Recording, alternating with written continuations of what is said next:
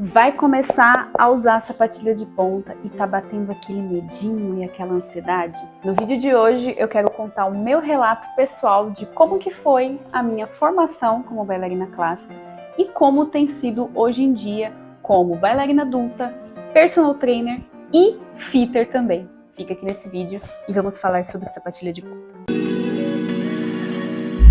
E aí, meu povo, como vão vocês? Eu sou Tamires Reis, personal trainer de bailarinos, e sejam muito bem-vindos a mais um vídeo aqui no canal. Esse que vai ser um vídeo um pouquinho mais pessoal, mas que eu acho que é super interessante a gente poder dialogar, conversar e trazer a verdade, né, de como que é a dança e todas as suas coisas positivas e coisas negativas também.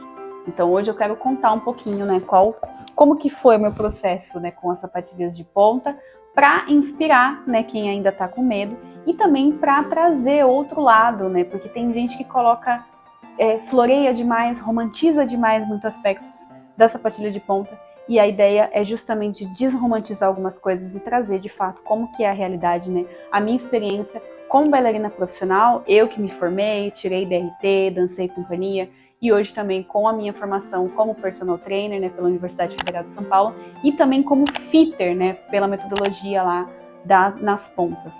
Então, é um vídeo que ele é bem embasado, né, mas ele também é muito pessoal. Então, vamos lá. Bom, para quem não sabe, eu comecei o balé com 9 anos de idade, né, um momento tarde comparado com as outras crianças, as outras meninas, mas isso não me impediu de fazer a formação completa. Eu fiz a formação em 8 anos, me formei, tirei nível DRT, né, fiz a minha formatura, mas o meu processo com a sapatilha de ponta, ele não foi tão interessante olhando hoje em dia, né, mas foi, né, enfim, deu certo, eu me formei, tirei meu DRT e tudo mais.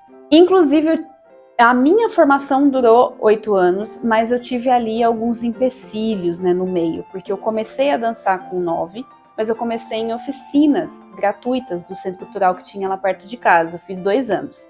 E aí, quando eu já estava no segundo ano de balé, eu fui para minha escola de formação de fato, né, que era a Associação Passo a Passo, que foi uma escola que abriu, foi uma das primeiras, se não a única escola de formação de fato, lá de Diadema, né, que foi a cidade que eu nasci, né? E aí eu lembro que quando eu cheguei no segundo ano de lá, eu já fui pro terceiro ano. Então eu já estava num nível ok para o segundo ano daquela época, então eu já fui direto pro terceiro, mas quando eu ia pro quarto ano, eu voltei. Então eu peguei ali o finalzinho do terceiro ano de novo, né? Mas aí quando eu fui fazer o exame pro quarto ano, eu fiquei 1 ano e meio fazendo o terceiro ano. Hoje eu olho para trás e eu penso que não sei porquê, eu poderia ter ficado no segundo ano e continuado, mas no final das contas eu pulei e voltei, enfim, foi um período de formação que foi completo. Minha primeira coreografia nas pontas foi aos 13 anos de idade. Eu comecei o balé, comecei a parte de ponta mesmo já no terceiro ano, e acho que isso também foi um dos fatores para eu não ir para o quarto ano, então eu tinha que ter a matéria de terceiro ano de sapatilha de ponta. Eu lembro até hoje que eu dancei coreografia árabe com a professora Marília, né? E a gente fazia aula de ponta, se eu não me engano, era de quinta-feira, e não era aula completa, era sempre um pedacinho da aula que a gente colocava a sapatilha. Naquela época não tinha fitting, gente, não existia esse negócio de fitting. Todas as meninas utilizavam a sapatilha Capezio Student. Então todo mundo ia lá na Capezio, né, Capezio Brasil, na verdade, né, salvo ressalvas. Ia lá na Capezio e aí ia sempre pedir a versão estudante. E aí eu lembro que os professores na época sempre falavam: não usa ponteira de silicone porque é importante você trabalhar os dedos. Então começa com uma ponteira de pano. Aí vai lá, a gente vai na lojinha, pega a nossa sapatilha Capezio Estudante, pega a nossa ponteirinha de pano e vai para aula. E eu não esqueço até hoje o quanto que foi triste aquela aula, né? Porque primeiras aulas de ponta são um pouco chocantes, porque a gente sempre acha que a gente vai fazer tudo, vai ser lindo, vai ser incrível, maravilhoso, mas eu lembro que eu senti muita dor, né? Então, mas eu tava ali, firme, eu falei, não, vou até o final, e foi assim por muitos anos, né? Para quem não sabe, inclusive um parênteses, o que é o fitting? O fitting, ele é um processo avaliativo, né, em que você faz como se fosse uma alfaiataria da sapatilha de ponta. Então a fitter, né, que é a profissional, né, que faz esse tipo de serviço, ela avalia o tamanho do seu pé, ela avalia se você tem alguma patologia ou não naquela região, ela avalia a força, ela avalia a sua projeção de subida, né, para saber qual sapatilha que vai ser adequada para o seu pé. E esse é um ponto crucial, por quê? Porque na minha época, a gente só tinha a Capes Estudante. E hoje em dia, com os estudos do fitting, e não só com os estudos do fitting, mas todos os estudos de pé que a gente vê aí ao longo do meio acadêmico, a gente consegue determinar qual tipo de sapatilha é mais interessante para determinados perfis de pés, que não necessariamente vai ser uma sapatilha, né, que geral para todo mundo. Porque cada corpo é um corpo, né? E cada pé é um mundo, né? Já diria a Laura nas pontas. Então, não necessariamente todos os pés vão precisar passar pelaquela sapatilha, né, estudante, porque vão ter projeções diferentes, vão ter formatos diferentes, vão ter larguras diferentes, vão ter tamanhos de dedos diferentes. Isso influencia demais na sapatilha. Então, assim, a primeira coisa que eu falo para você que vai começar a sapatilha de ponta, procure um profissional de fitter, né? E não é só lojista, são poucos os lojistas que são fitters. Os lojistas da Só Dança são fitters, mas tem outras lojas, né? Algumas lojas que vendem artigos diversos, não necessariamente essas pessoas são fitters. Então procurem profissionais de fitting, porque eles vão poder direcionar melhor qual que é a sapatilha, que você vai ter esse começo de prática de sapatilha de ponta de um modo mais efetivo. Eu, inclusive, vou deixar fixado aqui um outro vídeo que eu fiz recentemente que fala quais as implicâncias de você fazer, né, uma aula de ponta com uma sapatilha que não é boa, ou que você faça uma aula de ponta sem o preparo adequado de pé, né, para aquilo. Então, vou deixar aqui fixado e depois vocês podem dar uma olhada.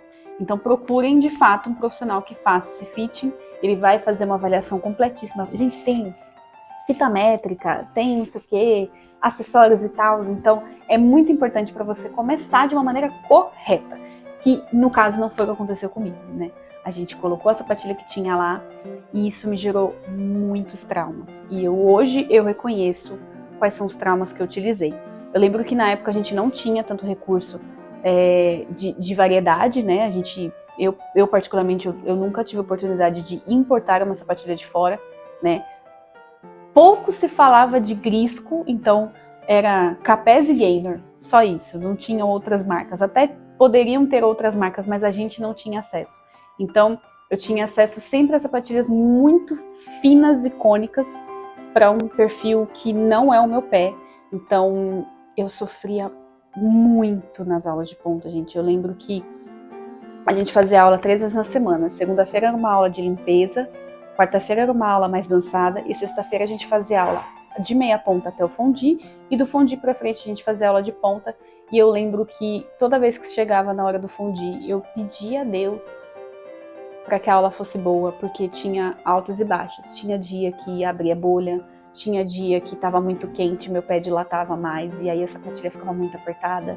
Então, eu tive muito problema e eu desenvolvi muitos traumas. Então, eu não consigo ainda ter confiança para girar uma pirueta. Eu não consigo ter confiança para fazer um ballonê até hoje. Porque eu sempre ficava com medo de como que isso ia refletir, né, no dia, enfim. Então, foi muito traumático, assim.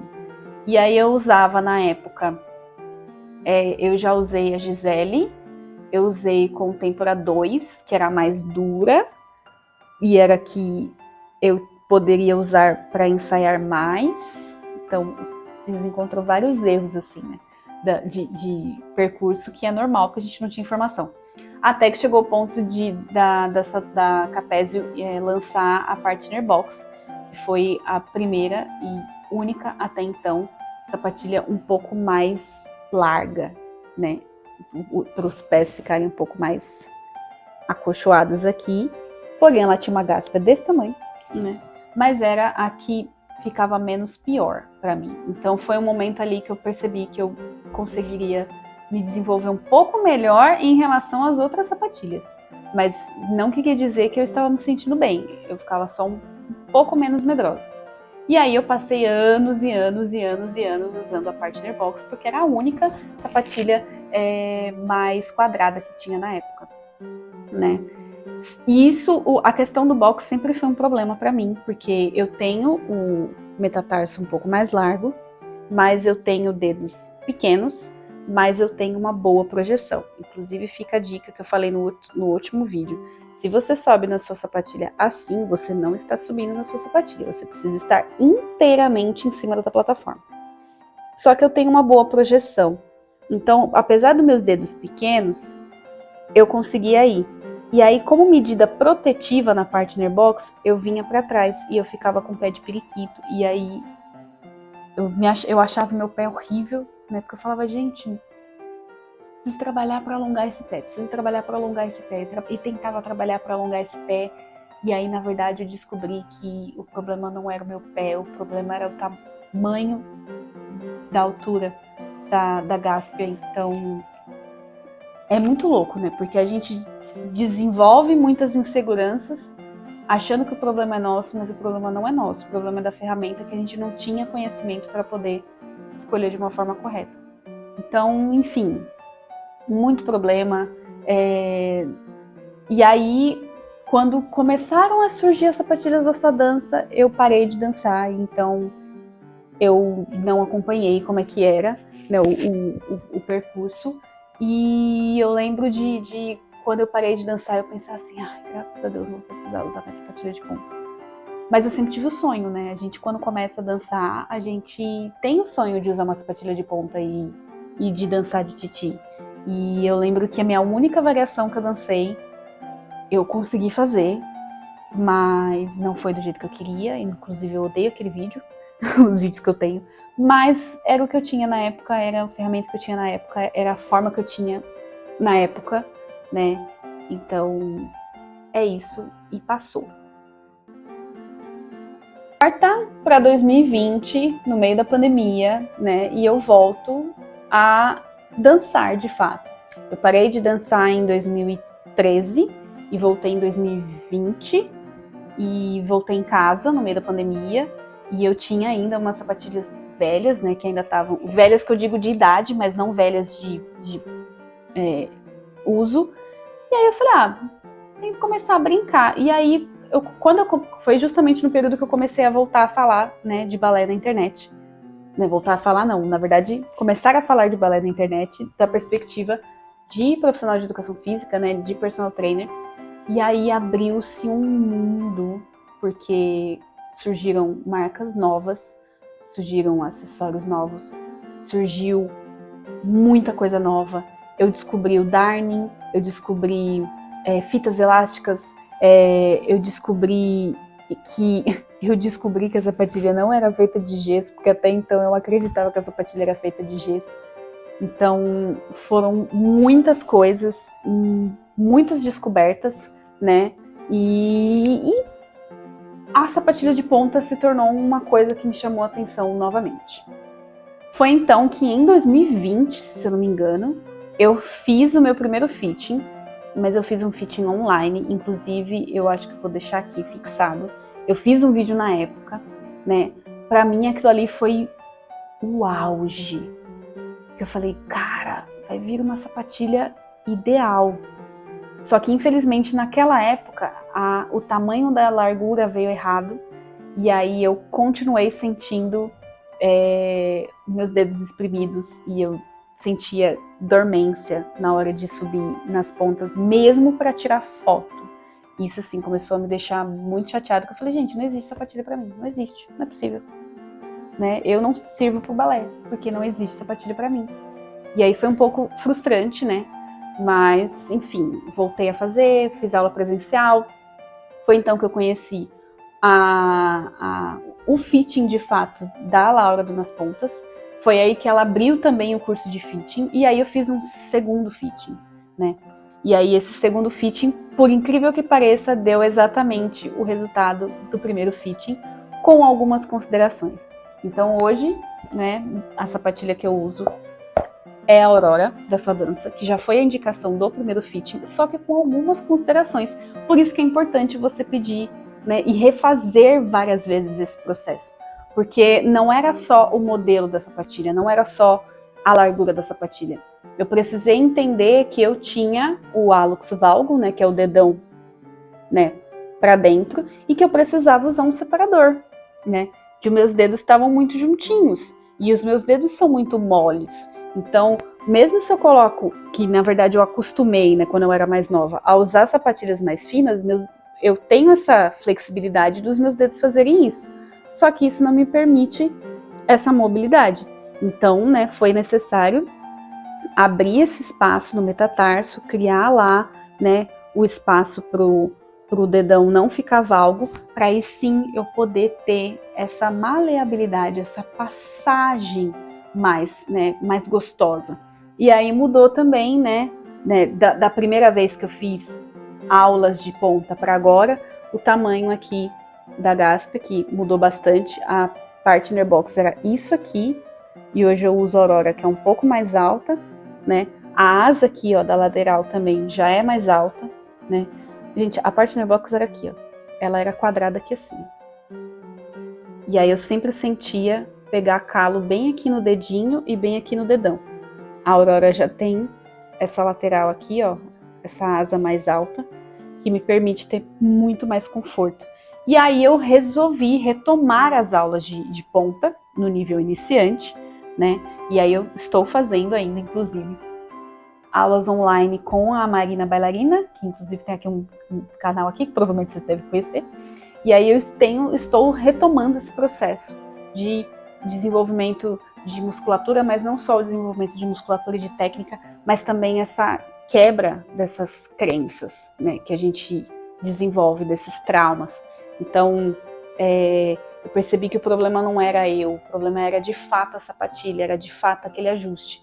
E o quanto que isso é poderoso, né, o quanto que isso traz esse respiro de ver que o problema não é a gente. E muito provavelmente, se você está sentindo isso, o problema não é você. O problema pode ser a sua sapatilha, inclusive, né? Ou também até essa consciência de que não necessariamente você precisa fazer aulas mais avançadas. Às vezes a gente dá uns passos para trás e fazer uma boa aula básica para te gerar essa confiança, para quebrar essas crenças que você tem, pode ser de fato o que vai desbloquear, né, a sua mente em relação à sapatilha de ponta.